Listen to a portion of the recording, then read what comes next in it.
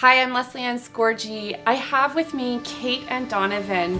Kate and Donnovan, you are interested in clean car technology. When did you become interested in that? Well, it was a different timeline for both of us. I became interested in it a few months ago, but what about you? For me, it's been a while, but it's been more of a fantasy, if anything. But now, as they've quickly become so much more affordable, it, I guess, is a bit more of a reality. It's been a long while. Yeah, it's been a long while for you. And why are you interested in it? I think for different reasons. I admittedly am the cheap one in the relationship, so you weren't supposed to co-sign that. So I like things that will save me money.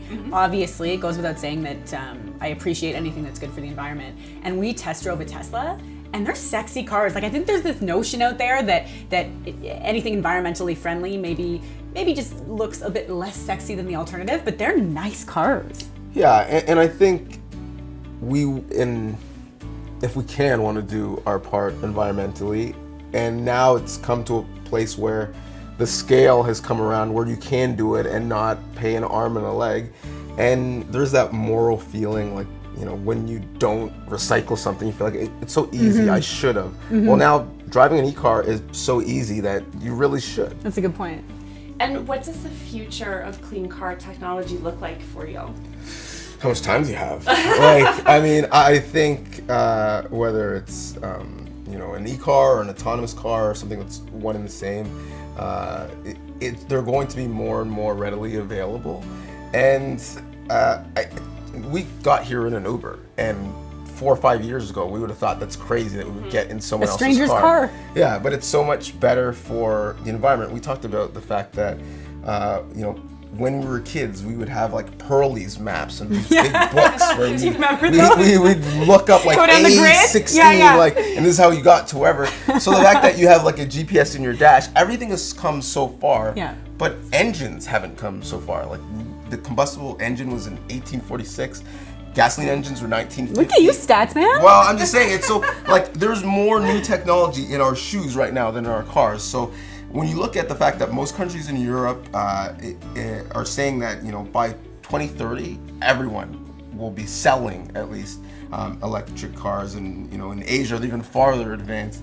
I think we're the slow ones here in North America, and I think by then, if not before, we're all going to have an e-car, whether we like it or not, to be honest. So will you buy one?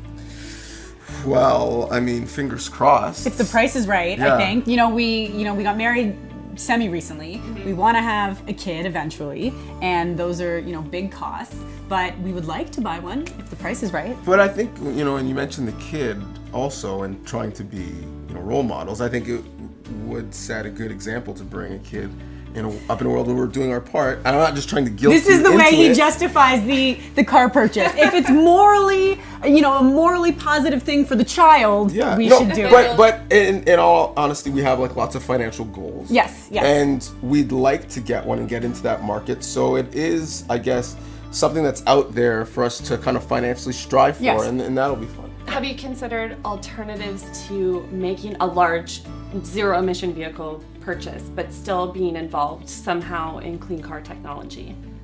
Well, Admittedly, no, because I didn't know there were. What are the alternatives? Well, there are clean car ETFs. Those are exchange-traded funds that you can purchase for as little as $20 or $30, and that allows you to invest in the supply chain of clean car technology.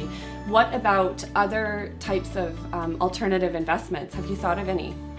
Well, I mean, we live in a condo now. Our next house will be a townhouse complex, so still pretty dense. And there aren't many in Canada, but there's many apps in the United States where people are almost Airbnb-ing their charging stations, for lack of a better word. So always looking to be fiscally responsible so my wife doesn't hate me. That would be one way to offset the cost of the purchase of the vehicle and bring some income back to the household. So that's something that we've thought about it, but still far away. Thanks, Kate. Thanks, Donnovan. Appreciate your time today. Thank you for you. joining us. You'll find tips on how you can get involved in the clean car technology supply chain at lesliescorgie.com.